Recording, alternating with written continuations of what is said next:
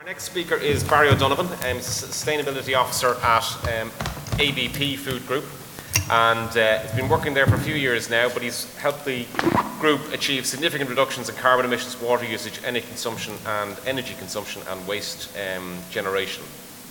And he's dealt with the Carbon Trust, Community of Practice in Water Management and the European Water Partnership, and is also dealing with Green Business Ireland and the National Biodiversity Data Centre Ireland, as well as NSAI in relation to 50001, as well as Origin Green. That's it. There you go. Right, good afternoon, ladies and gentlemen. I'm very conscious, I guess, of the time, and I indeed myself have to travel back down the country, so thanks very much for giving me the opportunity to speak here today. I'm working with ABP Food Group, so we're primarily a beef processing company, obviously. So today I'm going to give you an overview, I guess, of the European Water Stewardship Standard, what water stewardship means to ABP, how we've implemented it, and you know, I suppose where we're going from here. Just to give you a bit of an overview, I guess, of water efficiency at ABP. Obviously, the beef industry is a significant water user, and we've got a very important role to play within that. I guess. And you can see it there in the bottom right-hand side of the screen, our sustainability mission statement, and a couple of other people mentioned it earlier today, you know, doing more with less. We continuously strive to decouple increased production from increased resource consumption. And I guess we feel a holistic approach is vital to that, and obviously to water management, but indeed in any resource management. An independent verification then is obviously fundamental to that, all of that, because I can stand up here and tell you everything and anything about how well we perform, but unless that's independently verified, it really doesn't mean anything. So we just look at some of our corporate targets, and very quickly you'll see 50% water reduction by 2020, central to I guess what I'm talking about today, but you'll see some of the other ones relating to energy, electricity and waste. These are all based on 2008 figures with a goal for 2020. I want to give you a bit of a background to ABP Care. It's one of our sites here in Ireland, one of 6 beef processing sites, and this is where we've implemented the standard. The site is a fully integrated beef processing site. That means we've abattoir, deboning and retail packaging. We also do, I suppose, what we call 5th quarter processing or further processing. That's all the green offal, all the red offal, pre-treatment of blood, fat processing. We've also got a wastewater treatment plant. We've got a significant cold store. So, you know, we pretty much do everything at the site, and water is critical to that. So we felt we needed a system or a standard in place to help us manage that more effectively. The site slaughter is in the region of 1,250. We've got about 600 employees, fluctuate throughout the year, operating 7 days a week, and we abstract at this stage 2,500 cubic meters every week. And as you'll see, that has dropped significantly from where we were a couple of years ago. So looking at a background to the water, European water stewardship, there's 4 key principles, and I guess this is the life cycle or the holistic approach that's required. Very quickly, abstraction. We abstract from a groundwater body. We've had that independently analysed to make sure that our impact, the amount that we're taking out, the impact maybe on local residents or even other organisations is negated, and that was a big part of our assessment. Wastewater treatment plant, obviously looking at the risks involved, the quality of the discharge to, in our case, a surface water body. And again, that's all wrapped up, I guess, in 14001, our environmental management system, and it's all linked very much to our license agreement. Looking at principle 3, this is looking at maybe the indirect impact of our water usage, and looking at areas of high conservation. And we look at an area with a 25-kilometre radius around the site and the impact that we're having. And then finally, principle 4, probably the biggest one and the most important one really, how we use the water on our site. And this is looking at best available techniques, you know, just using best management practices, I guess. And one of the key things the standard asked us to do was to develop a resource management strategy, which is basically a profile of how we use water, where we use water, why we use it, and I guess where we can reduce it. So looking at, I guess, principle 3 in a little bit more detail, a key thing for us is that anything that we want to do, whether that's in our supply chain or even at another site, we feel it's very important to do it on our site first. Care is the location of the environmental department headquarters, and that's where I'm based. So everything that we do, we try and do it there first. And one thing that we've looked at, I guess, intensely here is a biodiversity corridor, nurturing pollinating insects, and basically giving refuge to a wide variety of insects and animals. We've had an ecological analysis carried out by a local third-level institute. That methodology has been in line with the National Biodiversity Data Centre. That student's currently doing his dissertation, so we're very much looking forward to his results, because hopefully it'll justify the investment that we made and everything that we've done. We were, I think, the first organisation to endorse the recent All-Ireland pollinator plan from the National Biodiversity Centre. And one of the other things that we look to do now is become basically a river basin management committee and become members, so that we can become a little bit more influential and look at that area of high conservation and make sure that we're not impacting on it. I suppose we've been very fortunate that the student's a keen photographer, and you're just going to get a very quick glimpse of, the range of animal and plant life that has flourished, I guess, at our biodiversity areas. And this is all obviously going to be, this is all justification of the work that we're doing, and this, is relatively impressive, really, when, this is the key goal to it all. Looking at, I guess, water governance, without going into the specific details of exactly what we've done, what we try and do is follow a roadmap as best we can. And I'm going to go quite quickly through all of this. One of the key things, and we have difficulties at some of our other sites, developing a distribution map, basically. And this goes back possibly to metering, which can be an issue at some sites, but it's important to understand, certainly at a high level, where you're using your water. So we use effectively 5 water temperatures, and we have them all metered, so we know exactly where the water is going. And this is very important, because as a result we're able to carry out a cost analysis. If there's anybody here, and I haven't conducted a cost analysis, I'd certainly recommend it, because one thing we were always told is you can't do this or you can't do that because it costs too much money. And one thing we went and did was we find out how much the water is costing us, and we're able to go, well, if we can save this much water, we're going to save a huge amount of money. And we looked at every element along the line, again, looking at the life cycle of the water to give us a more in-depth analysis of our cost in the water. As a result of that, with the metering and with the cost analysis, we can develop Sinki diagrams. You're going to see a couple of examples of what a Sinki diagram is in the next couple of slides. Very simply, well, I'll show it to you when you see the slide.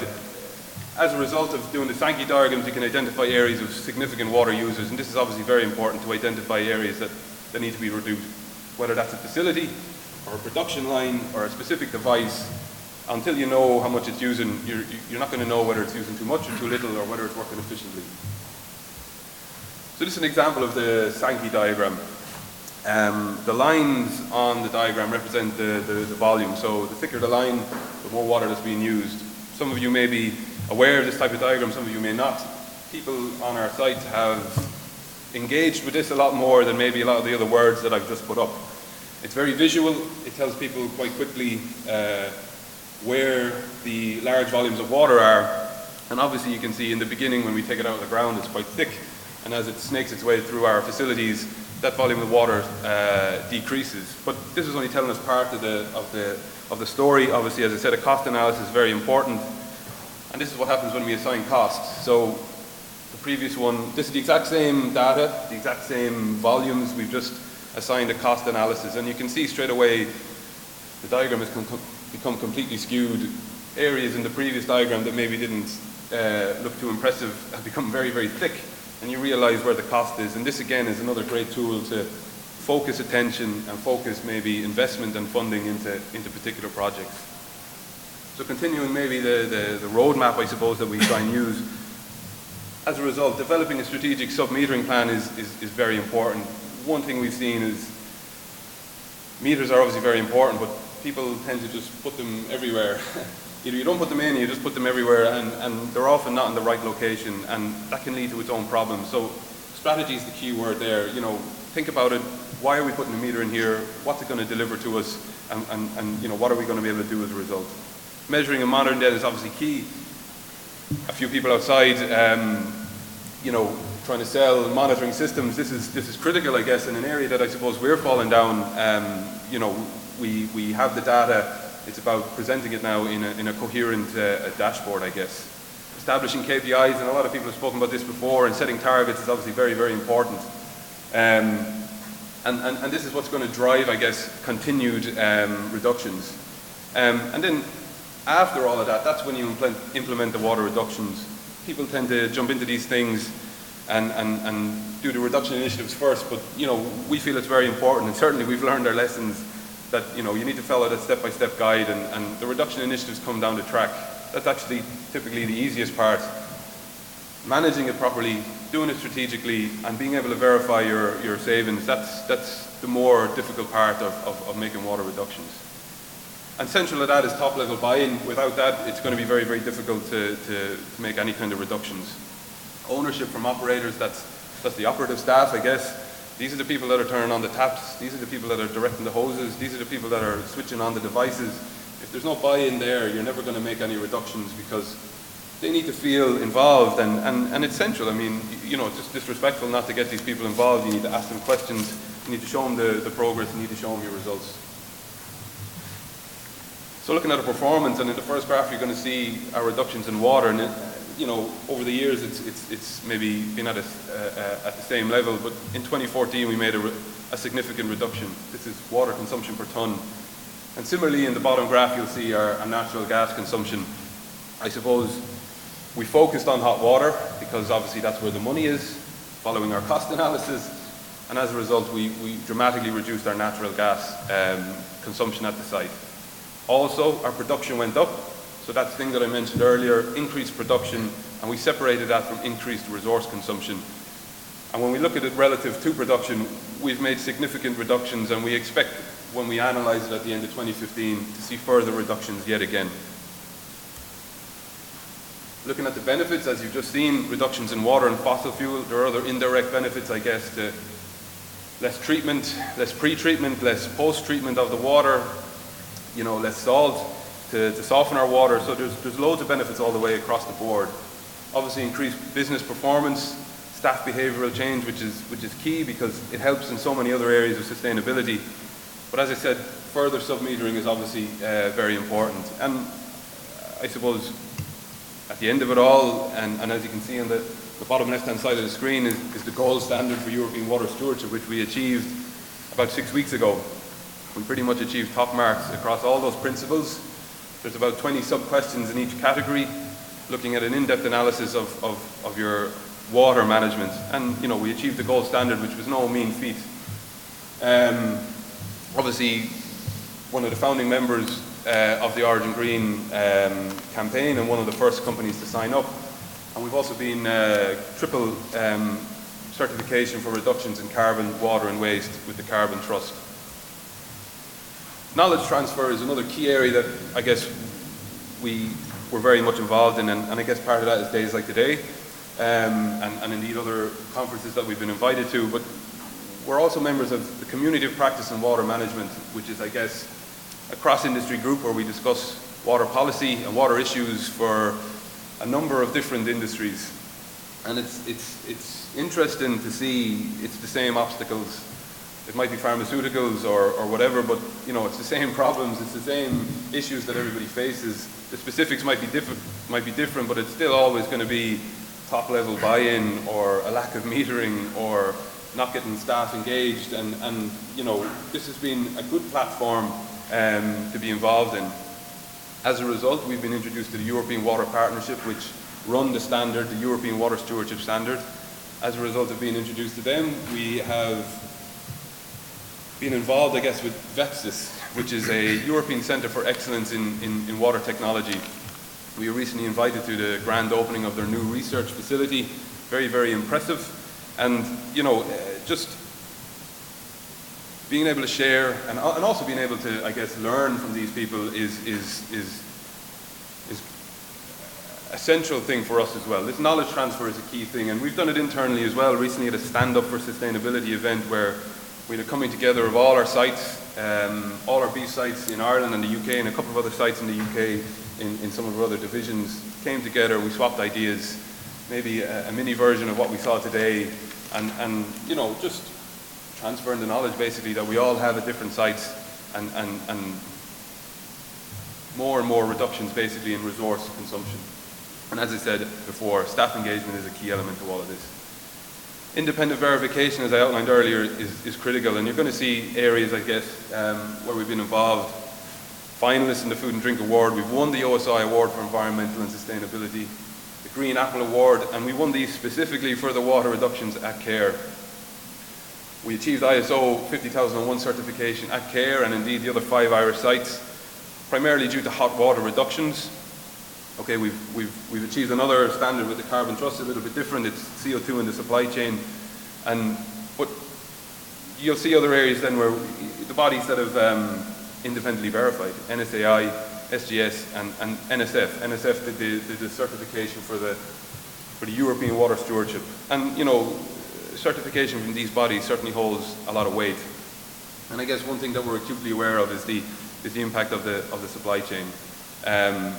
You know, that's a significant number here behind me, and I've highlighted it, and maybe I shouldn't be highlighting it, but you know, there's no getting away from it that the water footprint of a beef product is significant and much more significant than any of the other products that are up there on that page. Now, this is only for a steak. This isn't for an animal. This isn't for a kilo this is for a 300-gram steak. So that's a significant amount of water.